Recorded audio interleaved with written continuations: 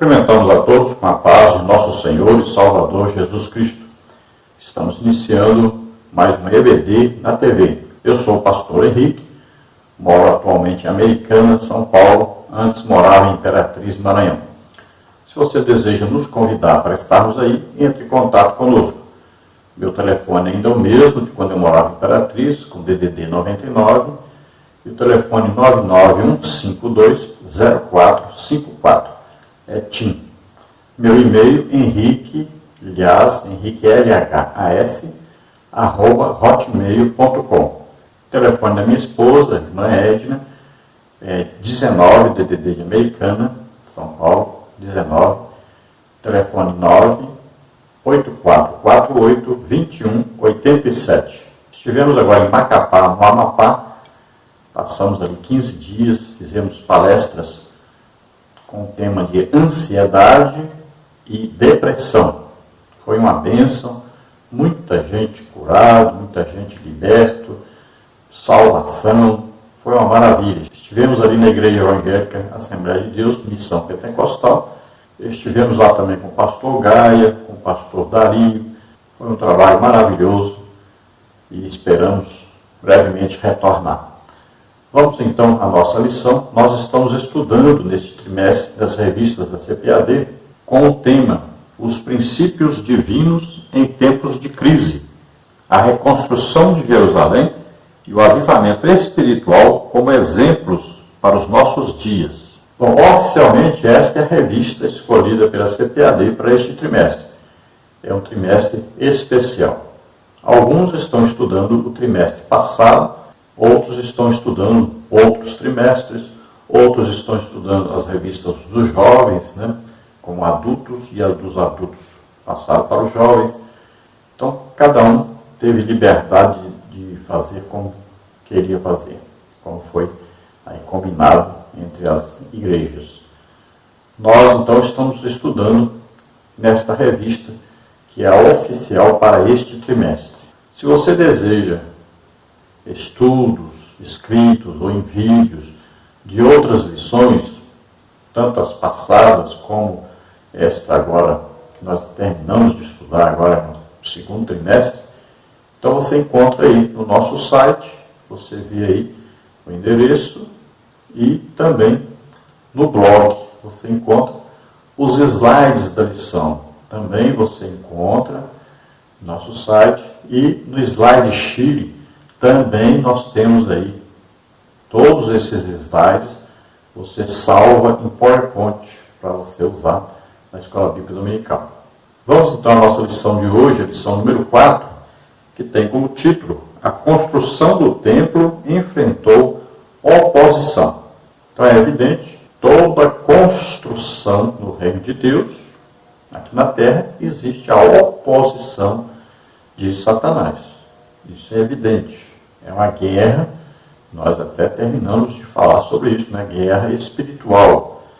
Então nós estamos numa guerra espiritual. O reino de Deus sempre combate o reino das trevas e sempre vence, porque nós estamos em Cristo. A oposição de Satanás, ela tenta nos amedrontar, tenta retardar a obra de Deus, tenta atrapalhar de todas as maneiras, mas nós já sabemos que isso é passageiro e sempre com oração, jejum, estudo da Bíblia e evangelização, nós vencemos todas as oposições do reino de Satanás. O texto áureo diz: assim edificamos o muro, e todo o muro se cerrou até a sua metade, porque o coração do povo se inclinava a trabalhar. Neemias 4:6. Então aqui fala de um povo que estava agora determinado a construir os muros da cidade. Já tinham construído o altar, que era aí para oferecer sacrifícios a Deus, buscar a presença de Deus. Agora estavam construindo os muros da cidade, e toda a cidade em si. A verdade prática diz: se confiarmos verdadeiramente em Deus, venceremos todas as resistências do diabo. Que diz para nós a palavra de Deus em Tiago 4:7. Submetei-vos, pois, a Deus, resistir ao diabo e ele fugirá de vós. Olha só. Primeiro, nós nos submetemos a Deus. entramos em comunhão com Deus. Depois nós resistimos ao diabo. E ele foge. Foge porque nós estamos em Cristo. Estamos em comunhão com Deus. Vamos à leitura bíblica em classe desta lição. Está no livro de Esdras, capítulo 4, versículos 7, 9, 11 a 13, 15, 16 e 21 a 24. E nos dias de Artaxerxes, escreveu Bislão, Mitrebate, Taberel e os outros da sua companhia, e Artaxerxes, rei da Pérsia. E a carta estava escrita em caracteres aramaicos e na língua siríaca.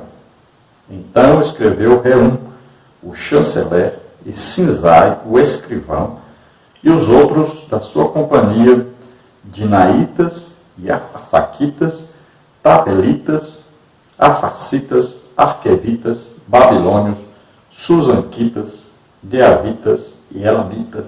Este, pois, é o teor da carta que ao rei Artaxerxes lhe mandaram.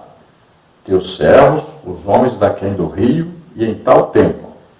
Saiba, ó rei, que os judeus que subiram de ti vieram a nós, a Jerusalém, e edificam aquela rebelde e malvada cidade, e vão restaurando os seus muros e reparando os seus fundamentos.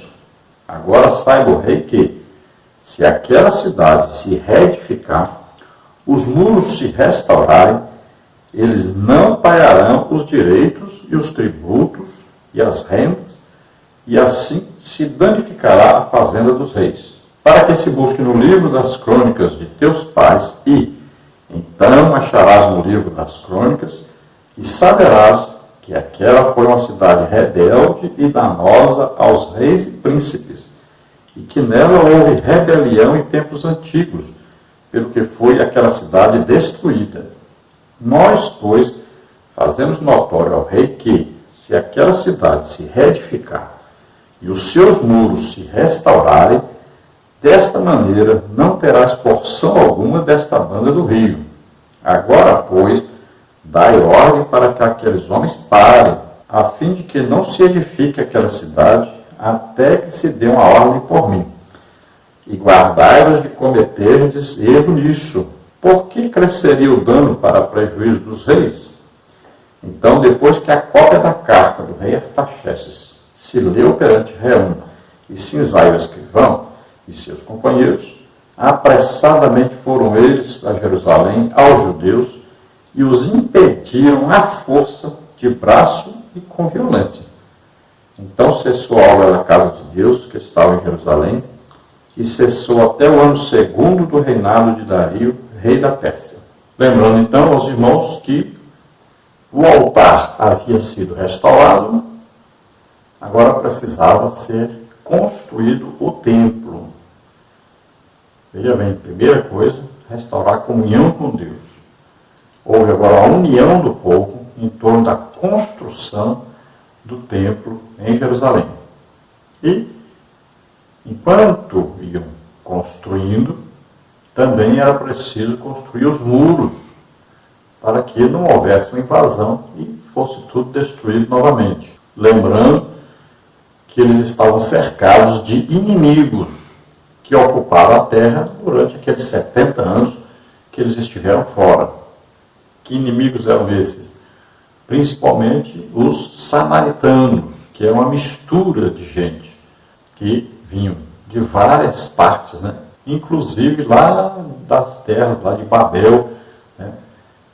na região do Iraque, por exemplo, né? Também de outros caldeus, toda aquela região ali, foram enviados pelos assírios, essas pessoas ali. Eles faziam o que? Eles mudavam as pessoas de suas terras. Então eles invadiram lá, tomaram as terras e levaram prisioneiros, pegaram esses prisioneiros e mandaram para a região de Israel do Norte, né? Aquelas 10 tribos que se rebelaram contra a região do Sul, a região Judá. Então, Judá ficou tendo como capital Jerusalém e a região norte ficou tendo como capital Samaria. Essa região norte foi dominada pelos assírios. Então eles pegaram esses povos de outras regiões e colocaram ali naquela região. Tiraram aquele povo daquela região, os judeus enviaram para outras terras. Olha só, isso que eles faziam para enfraquecer os seus inimigos. Então, nessa região de Israel do Norte havia uma mistura de gente que não eram judeus legítimos. Alguns judeus tinham, mas a maioria tudo misturado com outros povos. Então o que acontecia? Esses é que invadiram as terras debaixo do reino de Israel, que eram conhecidas como Judá. Agora, como as tribos de Benjamim e Judá voltaram do cativeiro da Babilônia, vieram para construir o templo, então eles são os inimigos e querem impedir essa obra a todo custo, porque sabiam que iam perder ali a autoridade, o poderio sobre toda essa região. Então a ideia aí dos povos que viviam ali era impedir a reconstrução do templo, a reconstrução dos muros, a reconstrução das cidades, principalmente, é claro, a cidade de Jerusalém. Então os inimigos fizeram uma aliança com algumas pessoas, pessoas importantes que tinham influência sobre o rei Medo-Persa, que agora não era mais Ciro. Ciro havia sido morto. Um dos seus filhos governava e eles então tentaram influenciar esse rei para parar a obra e realmente conseguiram fazer isso. Então havia infiltração de inimigos no meio do povo judeu, havia ali sempre alguém zombando, havia alguém ali confrontando os exércitos também dos povos de Samaria, ameaçaram, com violência. Tudo isso aconteceu para evitar que fosse então a obra de Deus construída, feita naquele lugar. Zorobabel ali era o governador, com Josué sendo o seu auxiliar e cuidando da parte da religião, e todos eles se esforçaram, lutaram e tiveram grandes batalhas espirituais, principalmente, contra esses inimigos. Chegaram ao ponto de terem que construir com a arma na mão o tempo todo. Isso tudo indica para nós a nossa luta espiritual contra o reino das trevas. Então estejamos sempre armados com as armas espirituais, é evidente. Nós não lutamos contra carne e sangue, lutamos contra Satanás e suas hostes, seu reino maligno, reino das trevas. E nós temos que usar as armas espirituais, que são aí nome de Jesus, batismo do Espírito Santo, dom do Espírito Santo, sangue de Jesus. Então todas as armas espirituais devem estar prontas. Nós devemos estar de posse dessas armas para vencermos as lutas. Todo o tempo o quê? Orando, jejuando, estudando a palavra de Deus. Nesta lição nós teremos aí os seguintes tópicos e subtópicos. No tópico 1, os alicerces do templo são lançados.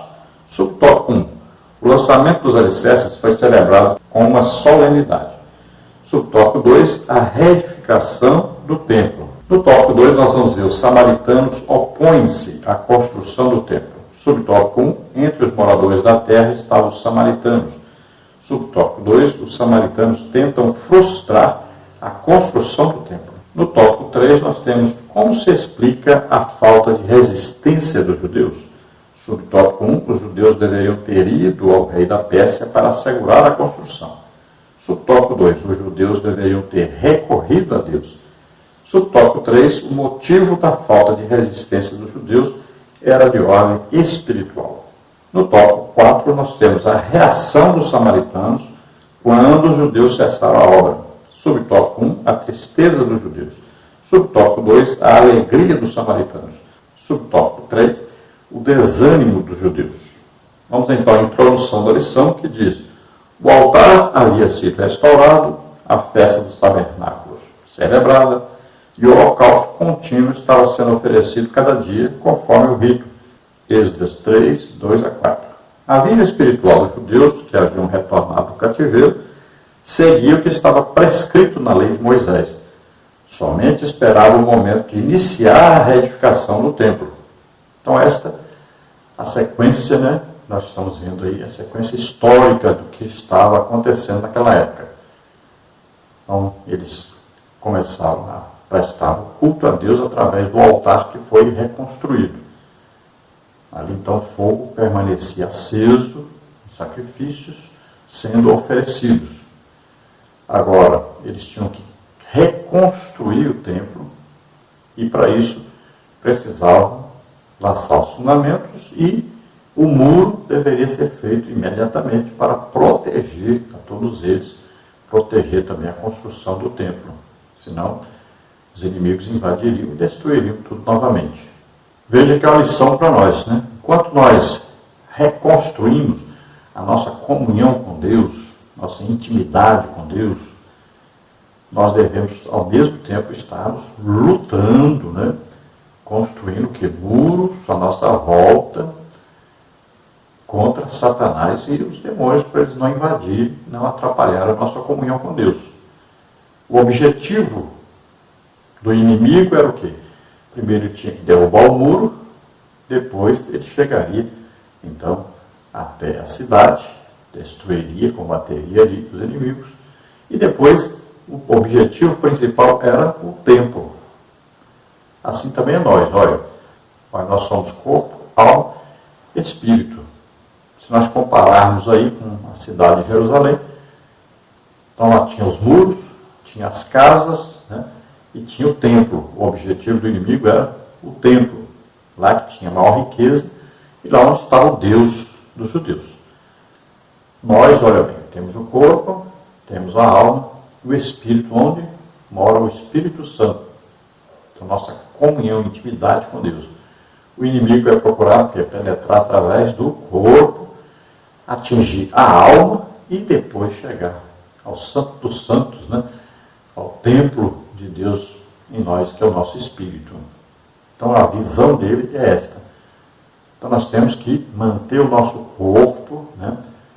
Aí sempre em santificação, nossa alma sempre alimentada com a palavra de Deus e o nosso espírito sempre alimentado pela oração.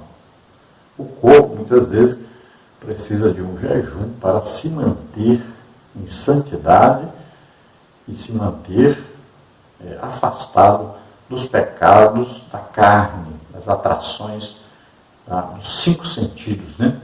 Olha, visão, audição, paladar, olfato e o tato.